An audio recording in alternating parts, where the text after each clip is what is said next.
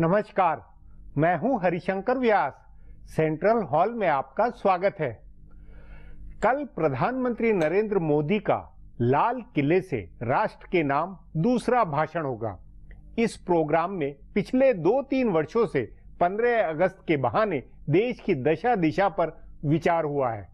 Doctor Manmohan Singh के आखिरी 2 भाषणों और नरेंद्र मोदी के प्रधानमंत्री उम्मीदवार बनने से लेकर अब तक भारत ने जो उतार चढ़ाव देखे हैं वे अभूतपूर्व हैं। भ्रष्टाचार, लचर राज और निराशा ने जनता में नरेंद्र मोदी के लिए माहौल बनाया। उनकी जन सुनामी आई। उस सुनामी और उम्मीदों का वह जोश आज कैसा और क्या है, यह नरेंद्र मोदी के लिए भी विचारणीय होगा। संदेह नहीं कि कल 15 अगस्त को प्रधानमंत्री अपनी बात इस अंदाज में कहेंगे जिससे जनता का भरोसा बना रहे। लोग यह विश्वास पाले रहें कि अभी सब खत्म नहीं है। वे जो कह रहे हैं वैसा करके दिखाएंगे। यही पेच है। नरेंद्र मोदी की पूंजी उनका बोलना है। उन्होंने बोल बोल कर लोगों का दिल जीता। पिछली 15 अगस्त को लाल किले पर उन्होंने जिस अंदाज में भाषण दिया था वह ताजगी और नयापन लिए हुए था। लोग तब उनके साफे, उनकी भाव भंगिमा, जोश के मुरीद हुए थे। उनसे भारत का बहुत कुछ बन सकेगा, यह मई के जनादेश में भी जनता ने बताया था। उस नाते अब 16 महीने गुजर चुके हैं। उन्हें 16 महीने का लेखा जोखा देना है तो ये भरोसा भी बनाना है कि अभी उन पर विश्वास रखें। आज इस पर चर्चा है, मगर उससे पहले गपशप और खास सुर्खियां हैं। शुरुआत सियासी गपशप से करते हैं।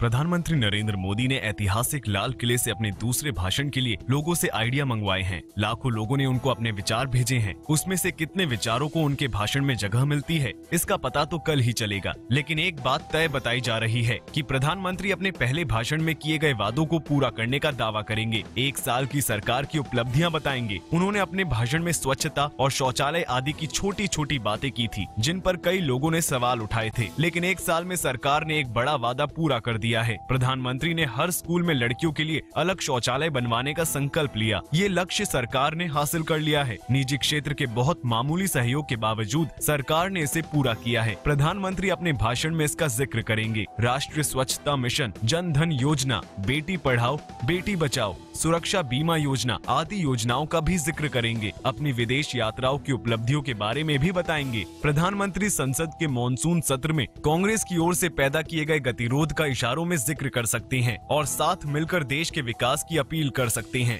भूमि अधिग्रहण बिल और किसानों का मुद्दा प्रधानमंत्री प्रमुखता से उठाएंगे। पिछले भाषण में उन्होंने पाकिस्तान और कश्मीर के जिक्र से परहेज किया था, लेकिन इस बार वे पाकिस्तान से संबंध सुधार की कोशिशों का जिक्र कर सकते हैं।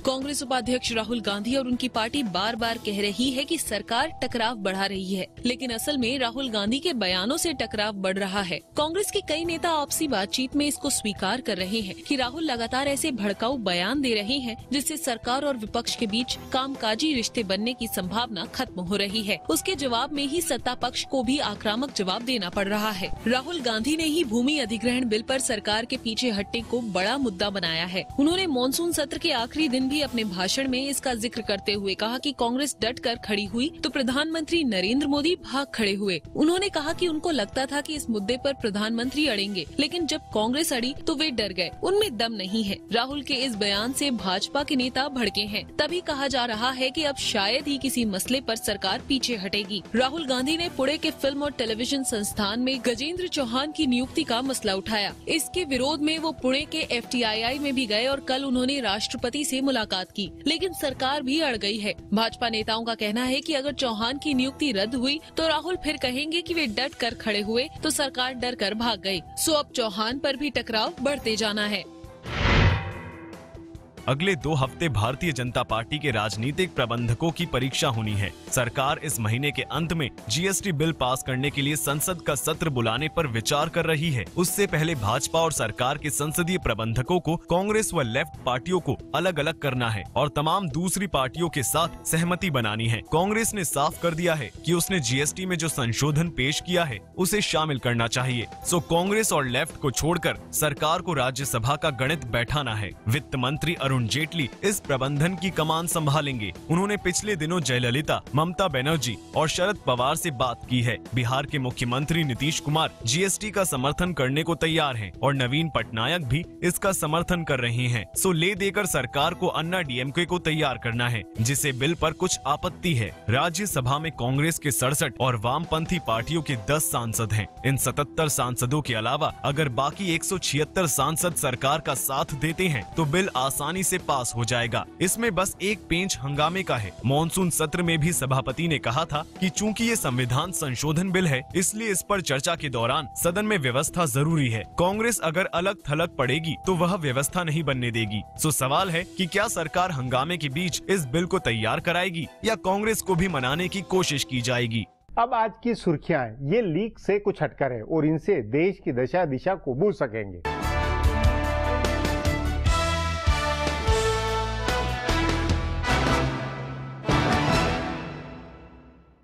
वन रैंक वन पेंशन की मांग करते हुए जंतर मंतर पर धरने पर बैठे पूर्व सैनिकों को हटाने के आदेश दिल्ली पुलिस ने वापस ले लिया है। आज सुबह पुलिस ने पिछले 2 महीने से धरने पर बैठे और क्रमिक भूख हड़ताल कर रहे पूर्व सैनिकों को जबरदस्ती वहां से हटाने की कोशिश की। स्वतंत्रता दिवस पर सुरक्षा खतरे का हवाला देकर उनको हटाया जा रहा था, लेकिन इसकी तस्वीर सामने आने पर इसका विरोध शुरू हो गया। कई पार्टी और नेता पूर्व सैनिकों के समर्थन में उतरे और खुद पूर्व सैनिकों ने कहा कि उन्होंने देश की सुरक्षा की है, वे कैसे सुरक्षा के लिए खतरा हो सकते हैं। लोगों के विरोध को देखते हुए दिल्ली पुलिस ने उन्हें हटाने का आदेश वापस ले लिया। पूर्व सैनिक जंतर मंतर पर 2 टेंटों में पिछले 2 महीने से धरने पर बैठे हैं। इस सिलसिले में कल ही 4 पूर्व सेना प्रमुखों ने राष्ट्रपति को चिट्ठी लिखकर वन रैंक वन पेंशन लागू करने की मांग की थी। पहले कहा जा रहा था कि शायद प्रधानमंत्री लाल किले से अपने भाषण में इसका ऐलान करे, लेकिन अब सूत्रों का कहना है कि कल के भाषण में इसका ऐलान नहीं किया जाएगा।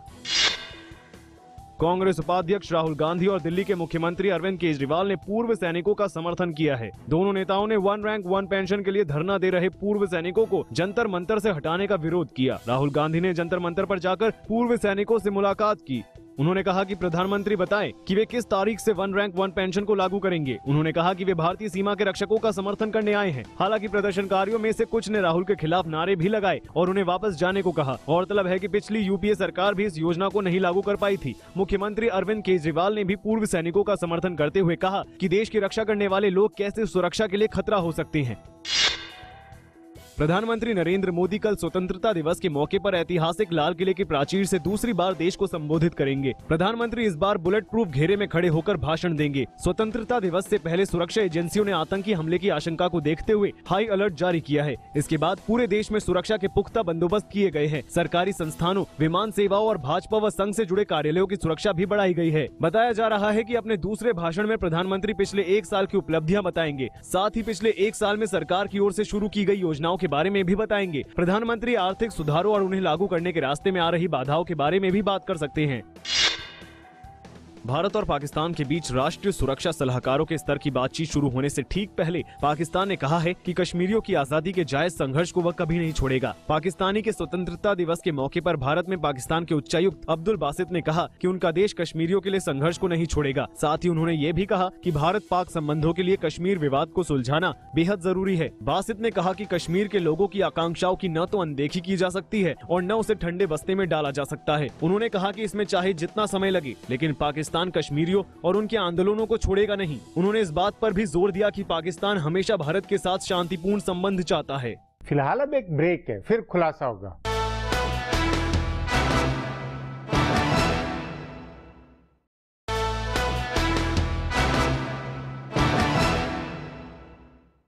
अगस्त 2014 और 15 अगस्त 2015 का फर्क दिल्ली की यमुना में बहुत पानी बह जाना है। नरेंद्र मोदी की कमान के नीचे दिल्ली में भाजपा हारी, संसद ठप हुआ, सरकार को आर्थिक सुधार या कि भूमि अधिग्रहण जैसे काम में पीछे हटना पड़ा। विपक्ष के हौसले बुलंद है, मतलब 15 महीने का फर्क भारी है। इस पर आगे चर्चा करें उससे पहले देखें मेरा ये खुलासा।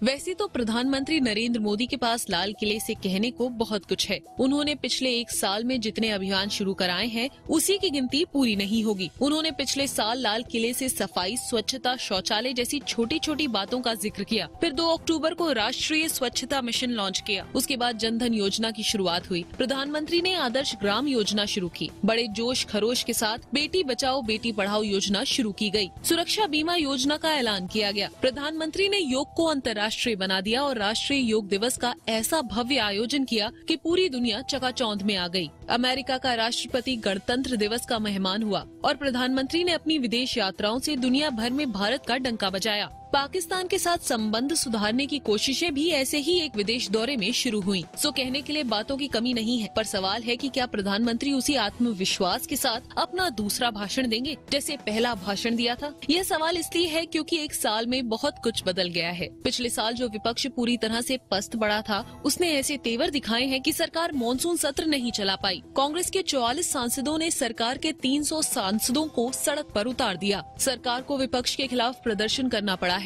यूपीए के बनवाए भूमि अधिग्रहण कानून को देश का विकास बाधित करने वाला कानून बताकर उसमें बदलाव करने के बाद सरकार को उस पर पीछे हटना पड़ा है, यानी उसी बिल को स्वीकार करना पड़ा है जो उसके मुताबिक देश का विकास रोकने वाली है। देश की आर्थिक हालत गड़बड़ाई है। डॉलर के मुकाबले रुपए की कीमत प्रधानमंत्री की उम्र सीमा पार करके 65 पर पहुंच गई है। महंगाई रोकने के प्रयास काम नहीं आ रहे हैं। सरकार ने दालों का आयात बढ़ाया है और मौसमी सब्जियों व फलों की कीमत नियंत्रित करने की कोशिश की है, लेकिन कामयाबी नहीं मिली है। महंगाई की आशंका से रिजर्व बैंक ने ब्याज दरों में कटौती रोकी है। आर्थिक सुधारों के बड़े बिल अटके पड़े हैं। काला धन वापस लाने की दिशा में सरकार एक कदम भी आगे नहीं बढ़ पाई है और लोग अब भी अच्छे दिनों के इंतजार में ही हैं। सीमा पर घुसपैठ बढ़ गई है। जवानों का मारा जाना बदस्तूर जारी है और सरकार पाकिस्तान को सबक नहीं सिखा सकी है। सो ऐसा कहने वाले बहुत लोग हैं कि हालात वैसे ही हैं जैसे पहले थे, यानी कुछ बदला नहीं है। दावे चाहे जितने भी किए जाएं। इसके बावजूद प्रधानमंत्री के रूप में नरेंद्र मोदी का दूसरा भाषण बहुत महत्वपूर्ण है। देश के लोगों को अब भी उम्मीद है कि नरेंद्र मोदी बदलाव ला सकते हैं। इनमें से ज्यादातर लोग ऐसा मानने वाले हैं कि विपक्ष, मीडिया और सिविल सोसाइटी के लोग प्रधानमंत्री को काम नहीं करने दे रहे हैं। भाजपा ने इसका प्रचार भी किया है कि कांग्रेस देश के विकास में बाधा बन रही है। प्रधानमंत्री ने एक रणनीति के तहत इसका प्रचार कराया है। उन्होंने अपने सांसदों से कहा है कि वे कांग्रेस और वामपंथी पार्टियों के सांसदों के इलाके में जाकर इसका प्रचार करें कि वे विकास रोक रहे हैं। लेकिन क्या इस प्रचार से वे अपनी जिम्मेदारी से बच पाएंगे? अब एक ब्रेक है, उसके बाद 15 अगस्त पर देश के मूड को लेकर चर्चा करेंगे।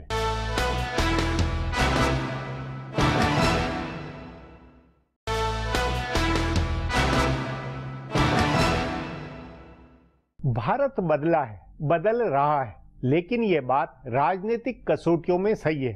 राजकाज, आर्थिकी, समाज और व्यवस्था के सिलसिले में नहीं। प्रधानमंत्री नरेंद्र मोदी और उनकी सरकार का स्पार्क मंदा हो रहा है। लोगों में सुनने को मिल रहा है कि बदला क्या है, सब तो पहले जैसा है। सचमुच राष्ट्र राज्य मोह भंग के मोड़ पर है। इस पर चर्चा के लिए आज मेरे साथ वरिष्ठ पत्रकार डॉक्टर वेद प्रताप वैदिक है।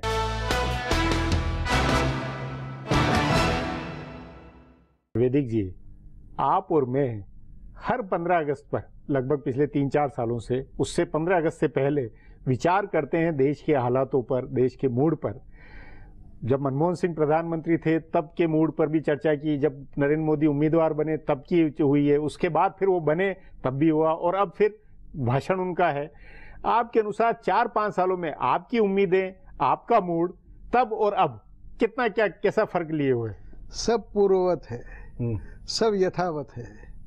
कहीं कोई हमको ऐसा परिवर्तन दिखाई नहीं पड़ रहा है कि जिस पर हम विशेष टिप्पणी करें।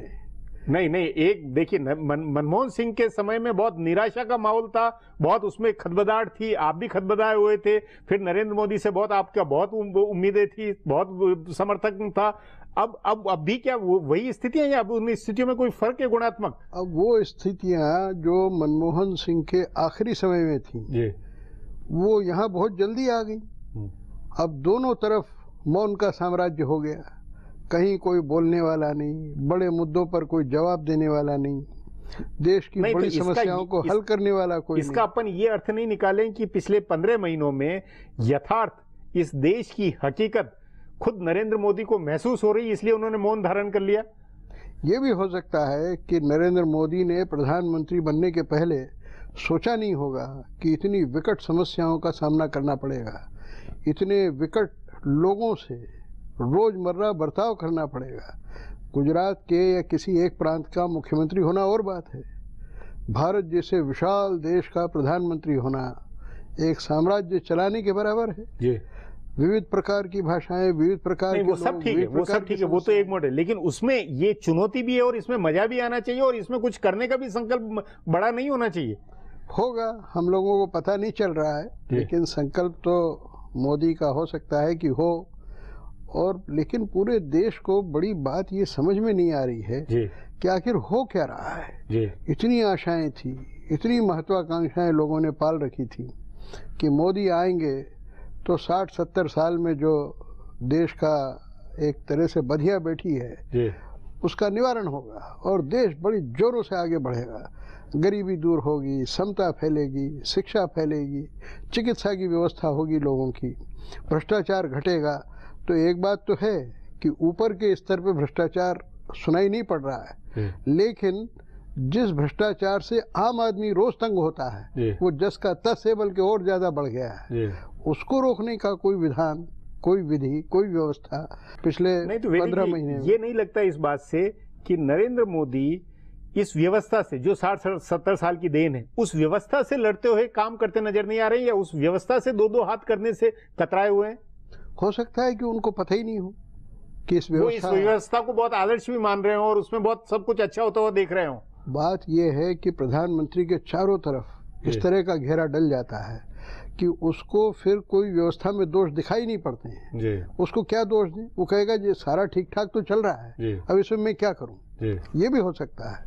और दूसरी बात यह है कि प्रधानमंत्री बनने के बाद और उसके पहले भी जब आप 10-15 साल मुख्यमंत्री रहे हों तो आम आदमियों की तकलीफों से आप वाकिफ नहीं होते हैं, आपका अलग स्तर बन जाता है। अभी क्योंकि एक समग्रता से देखा जाए तो इस समय आपके अनुसार देश का जो आप कह रहे हैं उसका 1.25 अरब आबादी में इस समय मूड क्या है? वो जो लाल किले पे जब भाषण सुनेंगे तो वो क्या सोचते हुए सुनेंगे?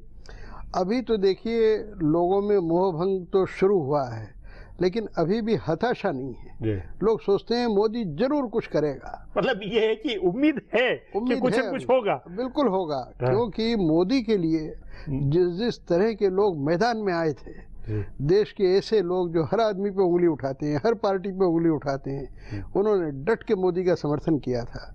तो देश की आम जनता चाहे मोदी की योग्यता भरोसा करे या नहीं करे, लेकिन जिन लोगों ने मोदी का समर्थन किया था उनके अनुभव और योग्यता पर देश की जनता को बड़ा भरोसा है। नहीं, ये समर्थन नहीं, आपने आम जनता को अलग तरह से लिया। आम जनता के हिसाब से ये मतलब वो क्या सोच रही होगी? वो ये कि जैसा चला आ रहा वही है, या वो उसमें भी अभी उम्मीद की किरण है?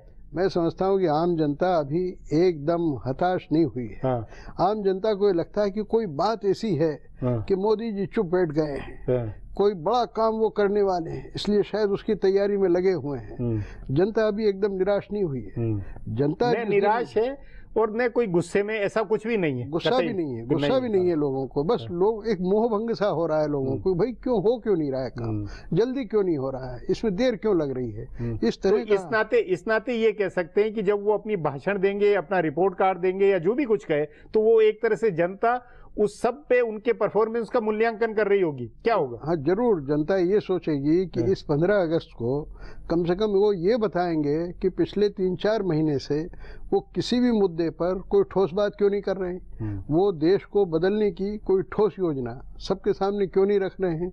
सिर्फ प्रचारात्मक बातें होती हैं, हवाई बातें होती हैं, तो उससे लोगों के मन में ये धारणा बनती जा रही है कि कहीं ऐसा न हो कि जो मनमोहन सिंह ने 8 साल के बाद माहौल पैदा किया था वो अब अगले 8-10 महीने में वैसा माहौल पैदा हो जाए। और मुझे लगता है कि मोदी इसका जरूर निराकरण करेंगे अपने 15 अगस्त के भाषण में। जी वैदिक जी, बातचीत को यहीं समाप्त करेंगे। प्रोग्राम में आने के लिए बहुत बहुत धन्यवाद। हमारा प्रोग्राम अब यहीं खत्म होता है। आग्रह है कि प्रोग्राम पर अपनी राय HS Vyas nayaindia.com पर ईमेल करके बताएं या hsvyas@twitter पर जाहिर करें।